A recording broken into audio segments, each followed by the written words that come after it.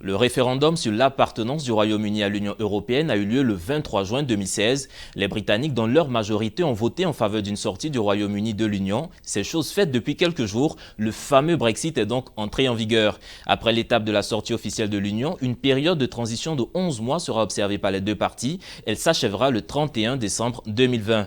Une période qui devrait permettre de régler les derniers détails du divorce, notamment les questions liées aux accords de commerce, aux droits des citoyens britanniques en Europe de visa, mais aussi et surtout les nouvelles politiques en matière de commerce et de coopération économique et politique avec le continent africain. D'ailleurs, un sommet Royaume-Uni-Afrique s'est tenu récemment à Londres, le tout premier du genre, symbole d'une nouvelle dynamique de partenariat. Royaume-Uni-Afrique vers une nouvelle coopération économique, vous l'avez compris, c'est le thème de ce numéro spécial de votre émission Éco-Débat. Soyez les bienvenus, mesdames et messieurs. Et pour aborder ce sujet capital, nous recevons pour vous sur ce plateau son Excellence Joséphine Gold, ambassadeur de Grande-Bretagne en Côte d'Ivoire. Welcome. Merci. Et merci d'avoir accepté notre invitation. Et avec vous sur ce plateau, Monsieur Aristide Nkenda. Nkenda, vous êtes éditorialiste. Merci encore d'avoir accepté notre invitation. C'est moi qui vous remercie.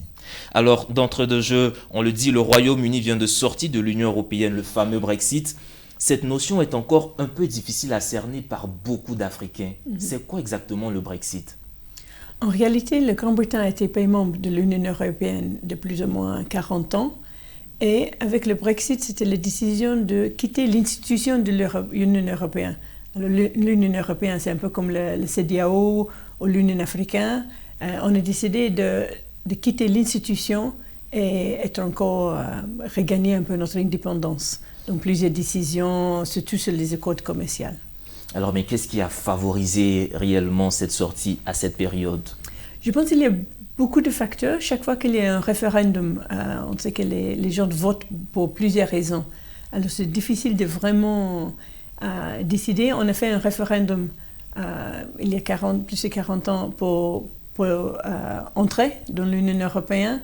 Et je pense que les attitudes ont globalement un peu changé. Et alors là, c'était une petite majorité, mais c'était quand même une majorité qui a décidé que c'était le temps pour sortir. Le temps pour sortir dans un contexte mondial où l'on parle de plus en plus de mutualisation des efforts, de mise en commun des compétences, de rassemblement. Comment vous appréciez cette sortie du Royaume-Uni de l'Union européenne ? Là où on doit se rassembler, le Royaume-Uni sort maintenant. Comment vous appréciez cela ? Comment ça a été perçu sur le continent africain ? Conçu sur le continent africain comme une attitude de reconquête de son leadership international. Vous savez que la Grande-Bretagne a beaucoup compté durant des siècles sur le plan international et là, c'est une nation libérale qui décide de se réapproprier son autonomie et surtout parce que, vous savez, il y a eu une crise financière en Europe qui a secoué les États européens et je pense que la Grande-Bretagne, c'est ce genre d'État qui ne veut pas mutualiser donc, ses forces avec certaines faiblesses qui risquent de couler plutôt son pays. Maintenant, les gens s'inquiètent de cette sortie. Qu'est-ce qui va se passer réellement ? Peut-être qu'à la suite de cette émission, on comprendra mieux comment la Grande-Bretagne en sortant de l'Union avec tous les risques se comporte. Et d'ailleurs, vous avez évoqué dans l'introduction donc ce sommet Afrique-France, Royaume-Uni-Afrique. Je pense que c'est un pays qui est proactif, qui sait innover, entreprendre et affronter des enjeux nouveaux dans un monde en très grande mutabilité. Un monde en grande mutation, vous le dites. Le Royaume-Uni, quand même, n'était pas très présent sur le continent africain ces dernières années. On a vu que récemment, le Royaume-Uni a commencé à rouvrir des ambassades, à s'impliquer activement sur le continent. Comment on peut expliquer cette démarche diplomatique de ces dernières années ? Je pense qu'on était quand même un des pays avec le plus grand nombre des ambassades en Afrique, mais là, voilà, on est allé un peu plus loin. Maintenant, on a ouvert dans tous les pays du Commonwealth en Afrique et on est en train d'ouvrir 3 ou 4 nouveaux ambassades dans les pays non Commonwealth aussi. Alors là, on a beaucoup renforcé notre présence diplomatique et on a décidé il y a quelques années que voilà, on avait un peu nos relations traditionnelles avec beaucoup de pays africains. Des partenariats très forts avec des pays comme peut-être le Nigeria, le Kenya, l'Afrique du Sud. Mais vraiment, on ratait un peu les opportunités. Alors là, on a voulu vraiment renforcer notre présence prennent ça au sérieux. On a tellement des intérêts en commun, on a évidemment tous les intérêts commerciaux, beaucoup des intérêts aussi dans le domaine des questions de sécurité, des affaires maritimes, c'est toujours une question très pertinente avec les pays du Golfe de Guinée, mais de tous les domaines, le domaine humain aussi, on veut encourager de plus des étudiants africains de venir étudier dans nos universités. Il y avait tellement de choses qu'on pouvait faire ensemble avec les pays en Afrique qu'on a voulu vraiment être plus présents et plus actifs. Plus présent et plus actif sur le continent. Charissine Kedankeda, qu'est-ce qu'on peut retenir des relations Royaume-Uni-Afrique durant ces dernières années-là, avant le Brexit? Avant le Brexit. Je voulais simplement dire que je viens d'un pays qui est bilingue, qui a été cédé aussi bien à la France qu'à la Grande-Bretagne, au Royaume-Uni, après la Grande Guerre de 14-18. Ce que nous remarquons, c'est que le Royaume-Uni s'est retiré sur le plan économique, considérablement, mais sur le plan diplomatique, est resté. Mais n'a pas eu une emprise comme les autres pays, comme par exemple la France, qui est encore restée sur ses colonies, en train de regarder avoir un œil. Ils ont vraiment laissé la liberté à leurs anciennes colonies. Et comme disait Excellence, il se trouve que à l'heure de la sortie du Brexit, il faut se réapproprier donc ces territoires. Comme disait Friedrich Ratzel, l'espace nourricier, le Lebensraum, c'est-à-dire aller de plus en plus loin pour justement préserver la croissance.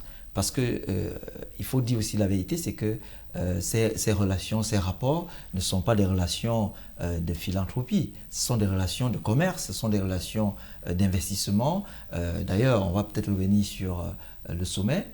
Quand il y a ces opportunités, c'est justement pour la croissance. Donc, on avait constaté que le Royaume-Uni était resté sur le plan diplomatique présent, mais sur le plan commercial, un peu discret, peut-être parce que très tourné vers l'Asie, vers les États-Unis, le Canada et ainsi de suite, même l'Europe, puisque l'Europe c'est quand même 500 millions d'habitants, c'est un commerce important. Mais ce retour nous réjouit, mais dans le même temps nous interpelle par l'attitude du Royaume-Uni. Cette attitude à pouvoir se réapproprier son propre regard sur la force du discours dont lui-même le Royaume-Uni est porteur. Donc ce volet-là nous interpelle énormément. Alors donc on peut dire quand même les États africains où l'Afrique peut copier sur le leadership du Royaume-Uni. Absolument, c'est ce qu'il faut faire. Au lieu simplement d'accepter ou refuser les investissements, il faut que les Africains, tout à l'heure Excellence a dit qu'il faut que les Africains aillent se former dans les universités britanniques. À Davos, on a insisté sur la formation des hommes dans les entreprises et même, elle fait bien de le dire, d'aller même au plus bas, former. Pourquoi les pays d'Asie du Sud-Est sont devenus des dragons asiatiques? Parce qu'ils ont mis l'accent sur la formation. Et c'est très important que les Africains se forment et qu'ils se rapproprient leur propre regard sur la forme du discours, sur la force du discours dont eux-mêmes sont porteurs. Parce que quand vous voyez l'attitude du Royaume-Uni, c'est une attitude responsable. Les gens ont parlé, c'est pas bon, c'est pas bon. Ils ont dit, nous on sort de l'Union européenne. La majorité a dit de sortir, nous on sort. On dit, non, ça va être compliqué pour vous, comment est-ce qu'on va commercer? Ils disent, nous on sort. On va se débrouiller. C'est une situation compliquée, mais on fera acte de leadership. Ça veut dire qu'on ne va pas fuir, on ne va pas lutter, on ne va pas tomber à l'inhibition, on n'aura pas peur, on va vaincre le stress. On aura la solution à travers notre redéploiement dans le monde. Et c'est pour ça qu'il commence par l'Afrique, parce que l'Afrique, c'est une terre d'espérance, c'est une terre qui permet donc un certain redéploiement. Et c'est à l'Afrique, non seulement de saisir cette opportunité, mais de comprendre que l'attitude du Royaume-Uni est une attitude salutaire, une attitude digne qui nous permet de changer notre paradigme de regard sur le monde. Notre paradigme de regard sur le monde, je vais revenir sur ce mot, mais déjà il y a beaucoup d'Africains, en tout cas depuis que cette notion de Brexit, de sortie de l'Union européenne s'est manifestée, beaucoup ont commencé à avoir peur entre griffes concernant les titres de séjour, les visas, en se disant avec le Brexit, ça deviendrait encore plus difficile d'avoir accès au Royaume-Uni. Est-ce que c'est le cas ? Je pense pas parce que l'objectif, vraiment un des grands moteurs derrière, je pense, les décisions de quitter l'Union européenne, c'était une certaine volonté, surtout politique, d'être ouverte, plus largement ouverte au monde. Alors, d'avoir la possibilité de prioriser les partenariats avec plusieurs continents mondiaux, pas que l'Union européenne. Alors, avec ça, on veut avoir une certaine ouverture. Aujourd'hui, le ministre de l'Intérieur de chez nous, elle a annoncé un projet de réforme de service visa qui va réduire un peu les avantages actuellement pour les Européens, les ressortissants européens, mais mettre tout le monde sur pied d'égalité sur le système de visa. Alors, ce n'est pas parce que quelqu'un est européen qu'il aura plus facile accès à une petite séjour ou une visa de travail, mais ce sera un peu la même chose pour tout le monde, dont tout le monde sera jugé sur les mêmes conditions. Tout le monde sera jugé sur les mêmes conditions. Et tout à l'heure, M. Aristide Nkenda parlait de la formation. Est-ce que ces partenariats, il y avait des passerelles quand même de formation entre l'Union européenne et certains pays et les pays africains? Est-ce qu'il y aura cette passerelle-là encore entre le Royaume-Uni et les États africains pour former des jeunes cadres et autres? Ça, je pense que ce sera toujours à voir, parce que là, c'est tout dans les négociations et on est en train de voir quelle sera la politique à long terme. Mais par exemple, nous avons un programme de bourse pour les étudiants au niveau masters, qui est vraiment assez fort un peu partout en Afrique et surtout en Côte d'Ivoire. Et là, on voit de chaque année, cette année surtout, qu'on a eu une augmentation un peu de bourses qu'on peut avoir pour les étudiants de la Côte d'Ivoire. D'accord. Et tout à l'heure aussi, on parlait un peu des chantiers. Tout à l'heure, vous parliez des investissements. Le Royaume-Uni vient quand même sur un terrain pour investir et pour développer aussi sa croissance. Quels pourraient être les grands chantiers de coopération entre le Royaume-Uni et l'Afrique? Les grands chantiers, c'est d'abord l'éducation. C'est vrai qu'ils ont, dans le sommet Royaume-Uni-Afrique, ils veulent passer par les banques pour atteindre les PME et accroître et donc embrasser, comme a dit donc le directeur général de l'institution publique de financement pour le développement britannique qui est CDC, il disait que c'est une opportunité pour les investisseurs britanniques d'embrasser les objectifs de développement durable. Mais ça, c'est la démarche britannique. Mais pour les Africains, l'opportunité ici, c'est de nous redéployer dans la formation, construire un système de valeurs performant. Parce que le problème qu'on a en Afrique, c'est que nous n'avons pas un système de valeurs performant. Il y a eu beaucoup de dérives financières, notamment la corruption. Il n'y a pas de sincérité dans le dialogue politique. Et vous avez vu la Grande-Bretagne, le Royaume-Uni, la force des institutions, la force d'un référendum que les gens respectent. Ce qui compte, c'est l'intérêt l'intérêt général, l'intérêt permanent. Parce que, comme dit le général 2S Jean-Bernard Pinatel, les décisions des États sont déterminées par leurs intérêts permanents. Et quand le Royaume-Uni vient en Afrique, c'est parce que cet investissement va accroître la croissance, va favoriser la croissance, va favoriser l'emploi, va redynamiser l'économie, aussi bien en Afrique qu'au Royaume-Uni. Mais en Afrique, ce que nous devons faire, c'est surtout se saisir de cette force que le Royaume-Uni a à s'autodéterminer, à être jaloux de sa souveraineté. Et ça, si nous essayons de nous réapproprier cette force-là, nous pourrons donc construire une société de valeurs à partir de notre éducation. Nous devons investir sur les hommes. Ensuite, nous devons investir sur les projets d'avenir et concevoir un système qui nous permet de nous projeter. Si nous ne faisons pas ça, nous allons rester là chaque fois, des bénis à attendre, et les gens viendront donc surfer sur le continent. Et ce n'est pas leur faute, c'est de bonne guerre. Voilà. D'accord. Excellence, est-ce que vous partagez ce point de vue? Quels sont les grands chantiers sur lesquels la coopération britannique-Afrique va se jouer dans ces années à venir? Je pense que ça va varier un peu selon le pays et ce sont les demandes. Mais on va regarder toutes les opportunités. On a le City of London, qui est la base financière de Grande-Bretagne, et vraiment c'est un des plus importants centres financiers dans le monde. Alors là, on veut utiliser cette capacité de soulever de fonds, de rassembler des investisseurs pour encourager les investisseurs de regarder les opportunités en Afrique, d'avoir moins peur, peut-être c'est un risque de mieux connaître comment ça fonctionne, quelles sont les vraies opportunités en Afrique, et de développer, de faciliter un peu l'accès aux capitaux, aux investissements pour les entreprises africaines ou pour les grands projets africains. Et justement, dans ce volet-là, on voit souvent certaines missions économiques qui sont établies dans des pays, des chambres de commerce et d'industrie et autres. Est-ce que le Royaume-Uni dispose de ces instruments-là dans les pays africains? Oui, absolument. Il y a des chambres de commerce britanniques dans beaucoup de pays, inclut la Côte d'Ivoire, composé des entreprises britanniques qui sont déjà présentes. Et eux, ils servent comme un peu un point de contact, une source d'information pour des futurs investisseurs. D'accord. Et déjà, le Royaume-Uni, quelles sont les régions d'Afrique avec lesquelles vraiment le Royaume-Uni se sent à l'aise à commercer depuis quelques années? Je pense qu'on a des entreprises qu'on voit qui sont vraiment partout. Par exemple, ici, on est très présent dans le secteur d'énergie. Alors là, il y a certaines entreprises qui peut-être sont plus habituées de travailler dans plusieurs pays. Évidemment, il y a des relations au Ghana. On a peut-être 200 entreprises britanniques qui sont là parce que c'est une certaine connaissance, des liens historiques, aussi des contacts avec une diaspora assez important en Grande-Bretagne qui facilite un peu les contacts humains. D'accord. Alors, cette question que je veux poser, c'est vraiment à tous les deux que je pose cette question-là. On sait déjà que le Brexit n'a pas suscité l'engouement de toutes parts. Il y a encore des sceptiques, des personnes qui ne croient pas trop au Brexit ou qui sont mécontents de la sortie du Royaume-Uni. Est-ce que ces États, ces dirigeants européens qui ne sont pas contents que le Royaume-Uni prenne son indépendance, ils ne vont pas passer par l'Union européenne pour essayer d'influencer les États africains pour ne pas que ces États-là aillent commercer avec le Royaume-Uni? Justement, c'est ce que je disais. Il faut justement que les Africains soient capables qu'on ne les influence plus. Parce que ceux qui manipulent souvent ignorent qu'ils sont manipulés pour manipuler.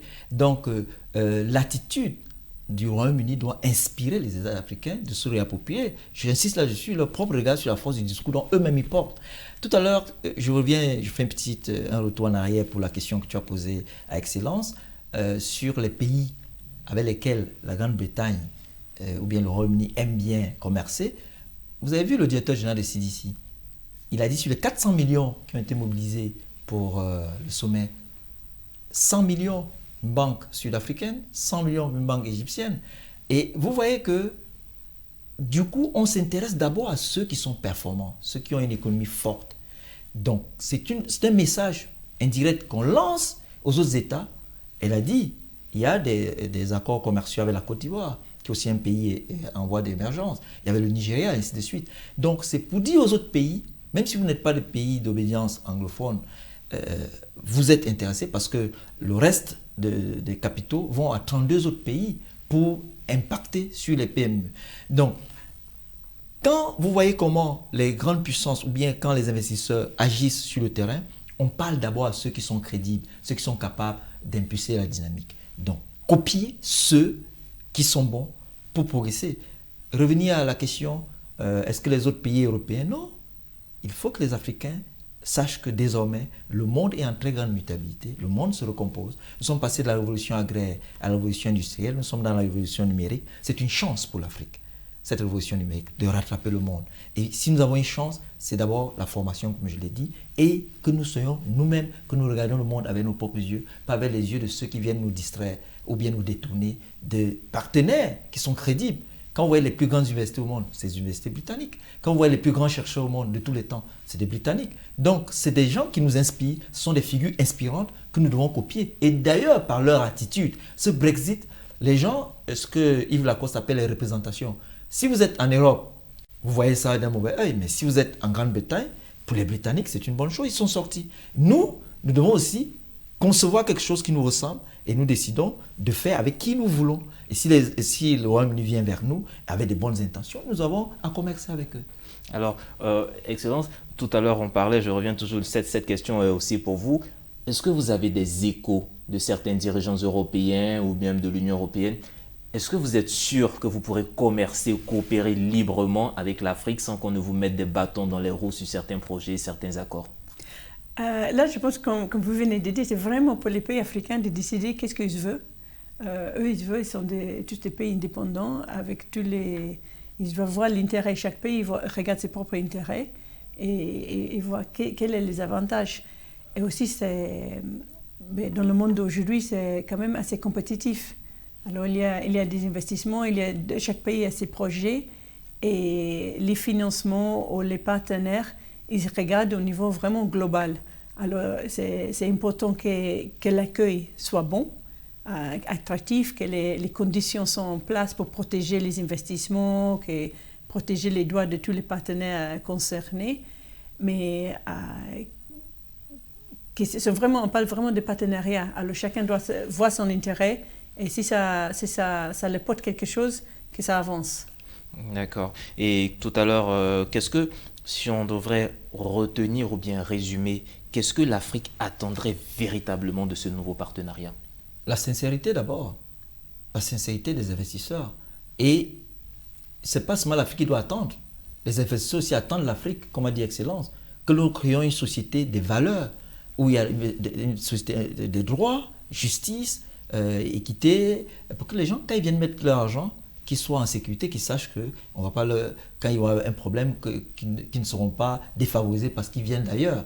Ensuite, l'Afrique doit attendre d'elle-même, surtout d'elle-même, ne plus attendre des autres. L'Afrique doit se réinventer. L'Afrique doit se réapproprier les outils qui existent aujourd'hui. Cette chance que nous avons de pouvoir être en connectivité en temps réel avec quelqu'un qui est aux États-Unis, au Japon, commercer. Cette chance que nous avons. Moi, je suis pour la communauté, je suis pour le rassemblement, mais je respecte énormément l'attitude du Brexit et des Britanniques. Parce que c'est une attitude courageuse. Ça veut dire qu'ils se disent à un moment donné, remettons tout à zéro, même si c'est difficile, sortons, montrons notre leadership. Vous savez, la couronne britannique a régné sur le monde. Jusqu'en Australie, au Canada, aux États-Unis, quand on se rappelle la loi d'émancipation, mais c'est parce que la couronne britannique était là. Et ils ont dû se battre pour avoir leur liberté, la loi d'émancipation. Mais parce que les Britanniques, depuis toujours, et vous vous souvenez de la phrase du navigateur Walter Raleigh qui disait « Qui gouverne la mer gouverne le commerce du monde, et qui gouverne le commerce du monde gouverne les richesses de ce monde et gouverne le monde. » Ça, c'était une politique purement britannique avec tous ces navigateurs, avec tout ce qu'ils ont pu faire dans le monde. Donc nous, on ne peut être qu'admiratif devant cette attitude qui est courageuse et qui est responsable et qui doit interpeller les Africains à ce qu'ils se réapproprient cette force, cette dynamique. Et qui sait, peut-être c'est demain l'Afrique qui ira investir aussi au Royaume-Uni, parce qu'il faut que ça arrive aussi un jour. Si. On l'espère bien, et quand on le voit un peu du prix Borchamp de la fève de cacao à l'introduction boursière des entreprises du continent, la redéfinition de l'aide publique au développement, la renégociation des accords de partenariat économique avec l'Union européenne, les répercussions ou les conséquences du divorce entre Londres et Bruxelles apportent ou bien occasionnent de multiples conséquences sur le continent africain. Alors, est-ce que vous pouvez nous rassurer? Vous pouvez rassurer les téléspectateurs et tous nos décideurs, nos entrepreneurs, nos opérateurs économiques que la sortie de l'Union du Royaume-Uni, la sortie du Royaume-Uni de l'Union européenne est avantageuse pour le continent africain? Moi, je crois bien. Je crois bien parce que notre objectif est de ne pas bousculer trop les relations. On sait pour les exportateurs africains qu'on voit le produit vers toute l'Europe actuellement, on ne veut pas qu'il y ait des changements brusques avec leurs relations avec le Grand-Bretagne. Comme ça, on cherche de maintenir une certaine stabilité pour qu'ils peuvent faire la planification, pour qu'ils peuvent voir un peu au moyen terme où vont les relations commerciales. Évidemment, on est en train de négocier nos accords bilatéraux avec tous les pays pour répliquer un peu les accords européens avec les pays africains et pour voir un peu à long terme quelles seront les relations commerciales. Mais c'est toujours sur le principe qu'on veut être le plus libéral possible, vraiment rester ouverte et aussi encourager plus des échanges dans les deux directions. Encourager les échanges dans les deux directions, et à cela il y a un sommet qui a eu lieu récemment, le sommet Royaume-Uni-Afrique. On en parle dans quelques instants, c'est juste après cette courte pause. On revient pour parler maintenant des conséquences ou des enjeux de ce sommet Royaume-Uni-Afrique, le tout premier du genre. À tout à l'heure.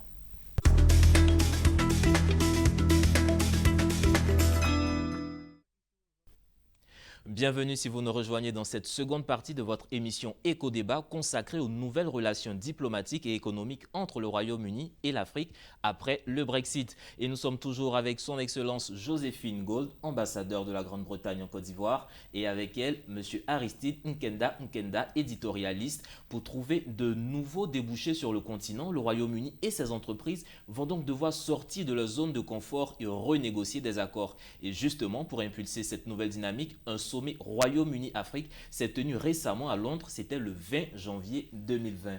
Alors, que retenir de ce sommet?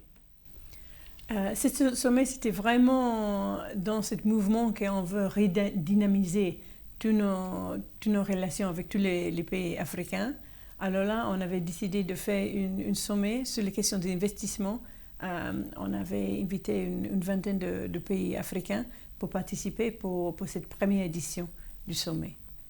Alors, vous, comment vous avez perçu ce sommet-là déjà? Le Royaume-Uni qui se prépare à sortir, il prépare l'après-Brexit et déjà, il invite les présidents africains, les dirigeants, les chefs d'entreprise pour renégocier ou bien pour faire un état des lieux du partenariat actuel et voir comment avancer. Comment vous avez apprécié ça? C'est le retour, c'est le grand retour, n'est-ce pas, du Royaume-Uni, la Grande-Bretagne, sur l'échiquier international.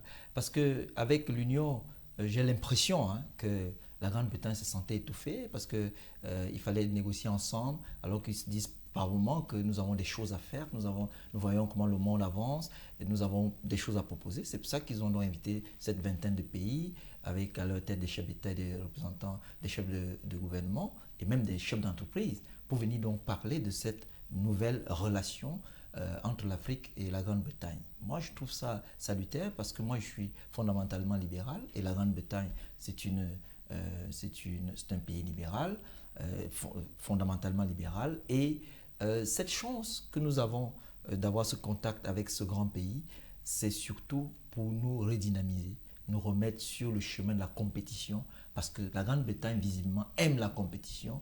Et je crois qu'elle se sentait un peu étouffée dans l'Union européenne. C'est ma façon de voir, peut-être c'est pas vrai, peut-être c'est vrai, mais quand on sort d'un divorce, c'est qu'on n'était pas à l'aise dans le mariage. Donc, et cette dynamique-là m'intéresse et m'intéresse profondément. Et nous suivons de près cette reprise, cette présence, parce que comme je l'ai dit, je viens d'un pays bilingue qui a été mis à la disposition de la France et de la Grande-Bretagne.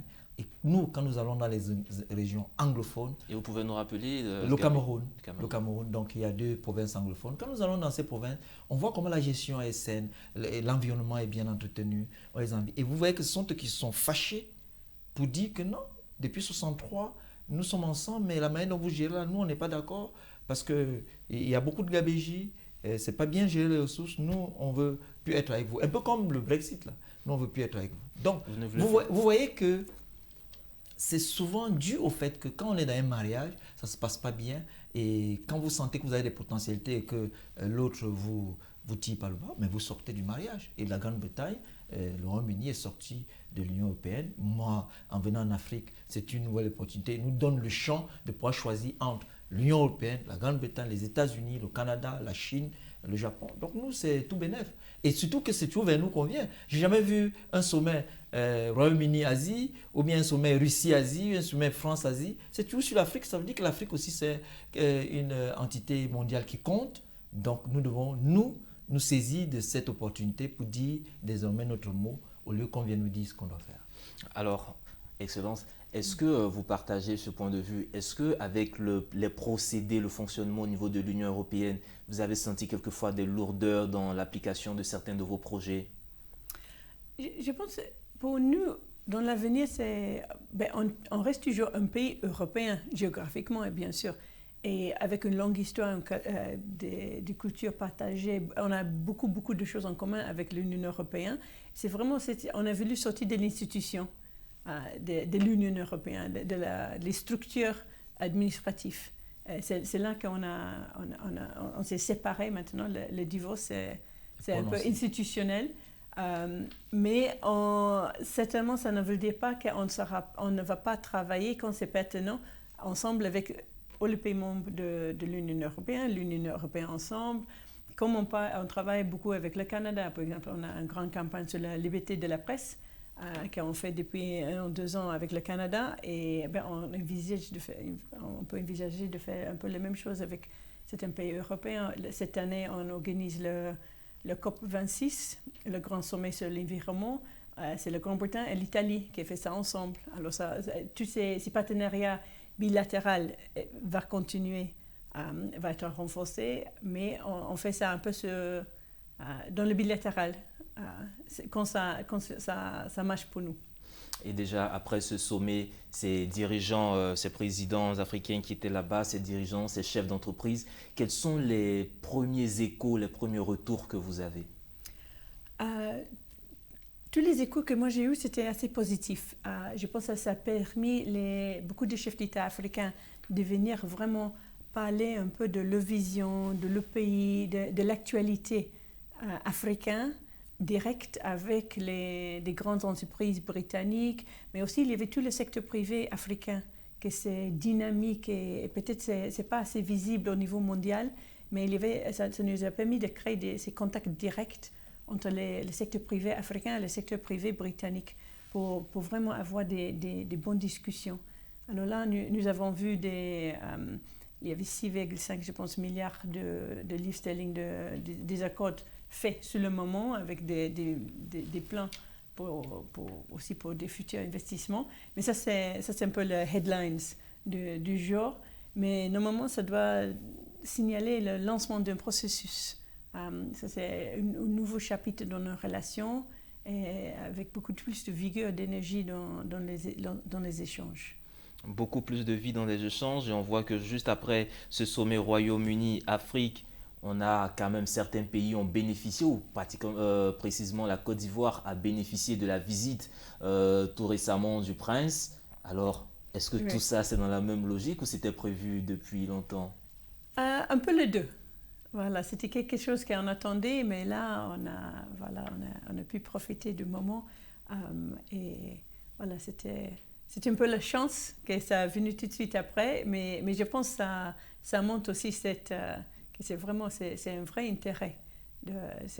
Les familles royales, c'est pas tout le temps qu'ils viennent dans les pays francophones, parce qu'évidemment, ils vont surtout dans les pays du Commonwealth, normalement, mais je pense que de notre côté, on était ravis d'avoir son visite.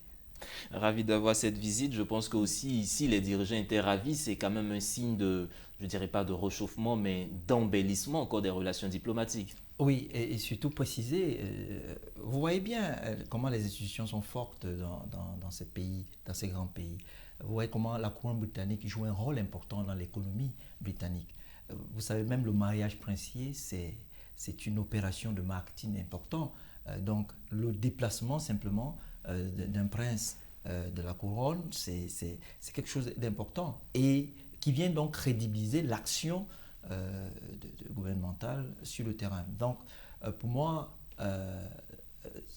c'est une démarche inspirante. Vous voyez, en Afrique, quand un chef d'État est dû au pouvoir, on se plaint, alors que nous avons en face des États puissants qui ont créé des systèmes politiques qui leur permettent d'avoir des rois ou des reines et ensuite avoir un pouvoir parlementaire qui gère avec un premier ministre. Et la responsabilité de cette couronne, de ce royaume, c'est tellement important dans la société que vous avez vu tout à l'heure quand Madame l'ambassadrice parlait du prince, c'est avec beaucoup de joie parce que ce sont des repères qui nous permettent de nous orienter dans la société et qui nous guident dans la société. Donc l'Afrique doit pouvoir se réinventer, inventer ses propres systèmes et en être fière. Donc ça, c'est très très important. Et j'insiste là-dessus, l'attitude du Royaume-Uni doit nous inspirer profondément. L'attitude du Royaume-Uni doit nous inspirer profondément. Mais là, quand on parle plus précisément de ces investissements-là, est-ce que ce sont des investissements allant dans le sens de l'aide publique? C'est plus là que le Royaume-Uni va développer son partenariat, ou bien s'accentuer plus sur les opérateurs économiques, les petites et moyennes entreprises, les industries? C'est sur quel volet le Royaume-Uni va plus s'accentuer pour impulser cette croissance? Nous voulons faire un peu de tout, pour dire vrai. Tout à l'heure, vous avez cité le CDC, que c'est notre institutions de financement dans le secteur public, mais qui investissent dans le secteur privé en Afrique. Alors là, ils ont beaucoup plus de moyens maintenant pour chercher des projets. Et ça, c'est un investissement qui mélange un peu le développement et le secteur privé. C'est pour encourager la croissance du secteur privé en Afrique. Parce qu'on voit le secteur privé comme un moteur très important pour la création de l'emploi, pour la durabilité économique au long terme. Alors là, ça c'est un élément, mais aussi sont vraiment les échanges classiques aussi. Nous voulons encourager plus d'exportation on parle toujours de la transformation des produits agricoles en Côte d'Ivoire, par exemple. Est-ce qu'on peut envisager des partenariats où on a peut-être un appui technique qui vient de la Grande-Bretagne, mais qui envisage peut-être pour exporter vers les marchés britanniques. C'est vraiment un peu dans tous les domaines. De la partie coopération aussi, on cherche de voir comment on peut soutenir le renforcement de le bon climat d'affaires et aussi de renforcer un peu les marchés locaux.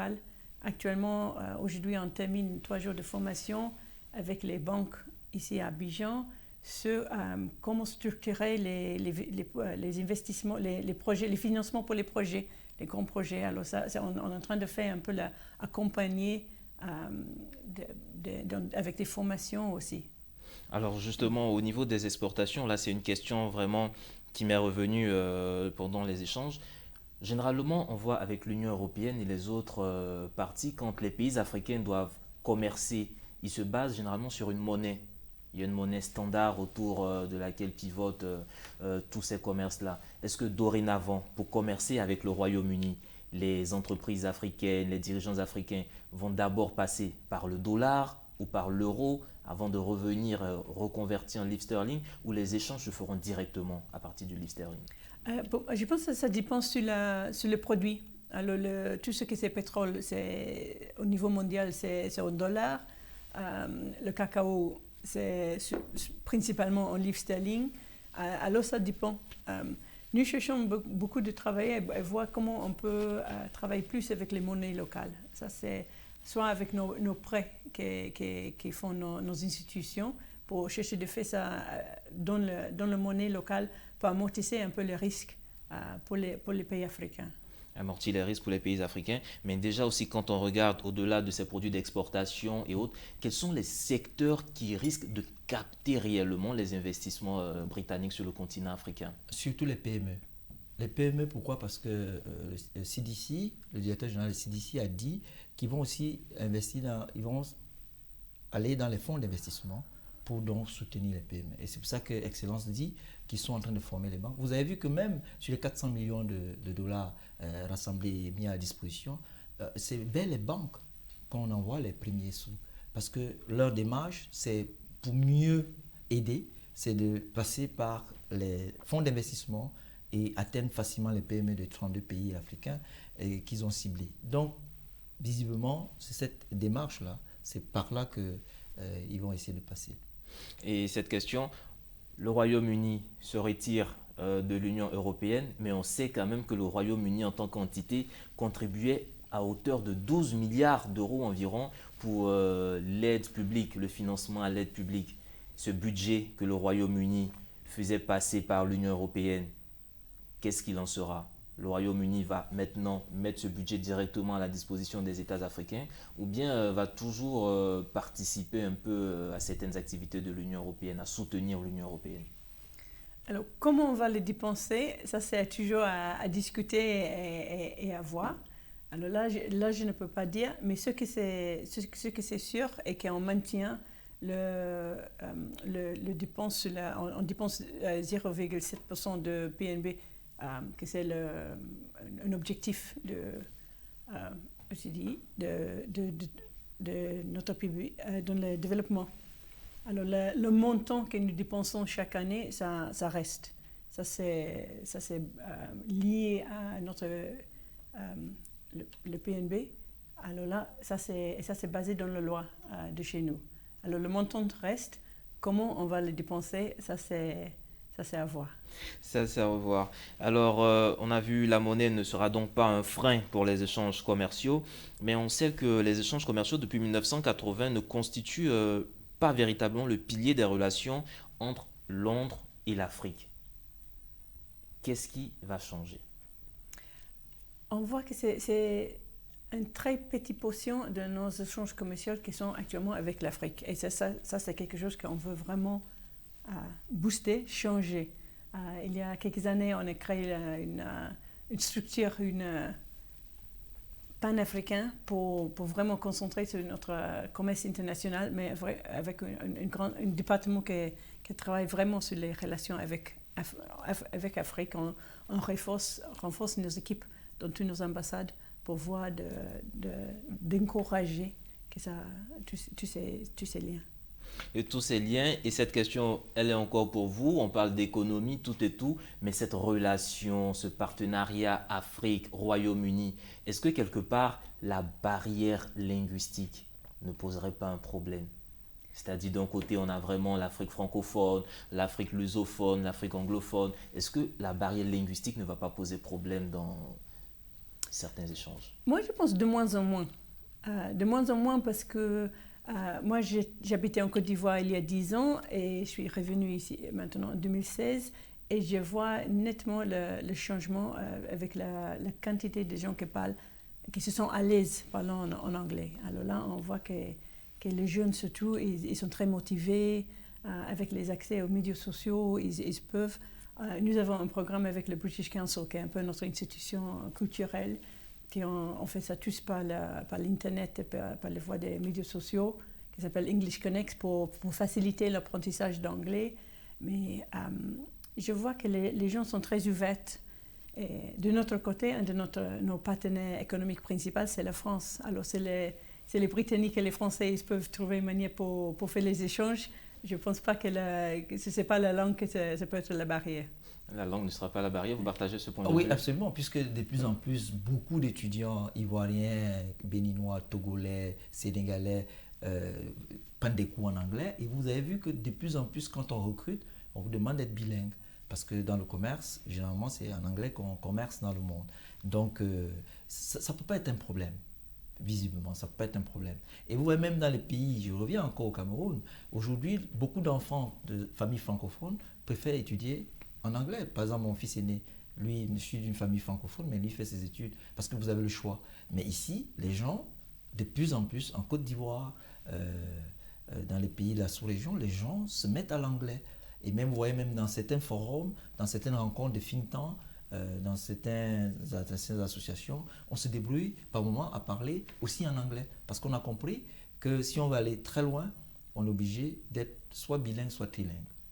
Soit bilingue, soit trilingue. Vous parlez tantôt d'échanges entre ces différentes parties.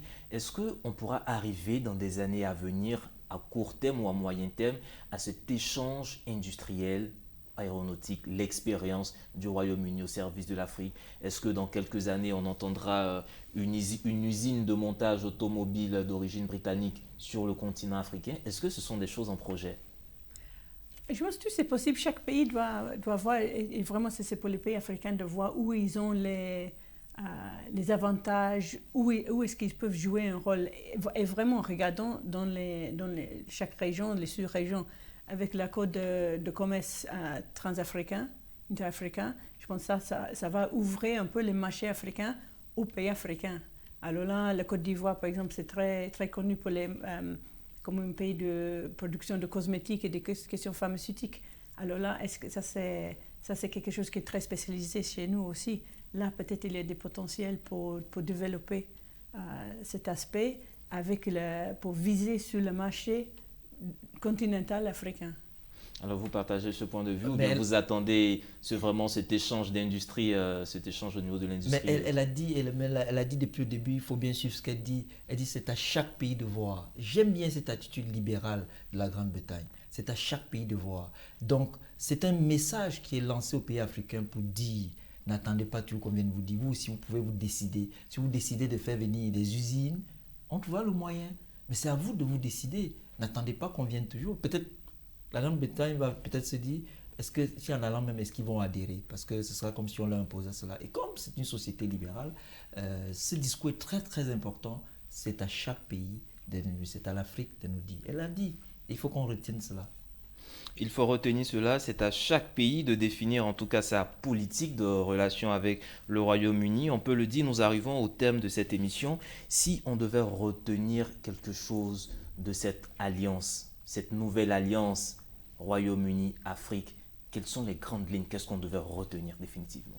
Je pense que la chose clé pour nous est que on veut vraiment que ce soit un signe d'ouverture, qu'on est ouverte, on veut vraiment être un partenaire et travailler avec tout le monde comme des partenaires. D'accord. Et vous, qu'est-ce qu'on devrait retenir vraiment de ce challenge, de cette nouvelle relation? Quels sont les espoirs que l'Afrique doit attendre de ce partenariat? La Grande-Bretagne, le Royaume-Uni, une chance pour l'Afrique, tout simplement. Une chance pour l'Afrique? Absolument. Alors, une chance pour le renouveau de l'Afrique, une chance pour le redémarrage, une chance pour un repositionnement, un nouveau regard de l'Afrique. Et je pense que le Brexit doit nous interpeller. le Brexit doit nous interpeller. Nous, Africains, nous devons aussi nous détacher, pas un détachement filial, mais un détachement mental, un détachement spirituel pour nous projeter, pour activer nos batteries autopropulsives. Alors, je pense que c'est sur ces mots que nous allons mettre un terme à cette émission. Après avoir quitté l'Union européenne le 31 janvier dernier, Londres va devoir désormais cheminer seul et négocier en tant qu'entité indépendante ces nouvelles relations économiques et commerciales extérieures dont une grande partie était jusque-là issue des accords entre l'Union européenne et le reste du monde. Et l'Afrique détient une place de choix dans cette nouvelle vision. Royaume-Uni-Afrique vers une nouvelle coopération, c'était le thème de notre émission et pour en débattre, nous étions avec son Excellence Joséphine Gold, ambassadeur de Grande-Bretagne en Côte d'Ivoire. Et avec elle, nous étions avec Monsieur Aristide Nkenda, éditorialiste. Merci pour vos contributions. Et quant à vous, chers téléspectateurs, merci de votre fidélité. Et on se retrouve très vite par la grâce de Dieu pour un autre numéro, Éco-Débat, un nouveau regard sur l'Afrique.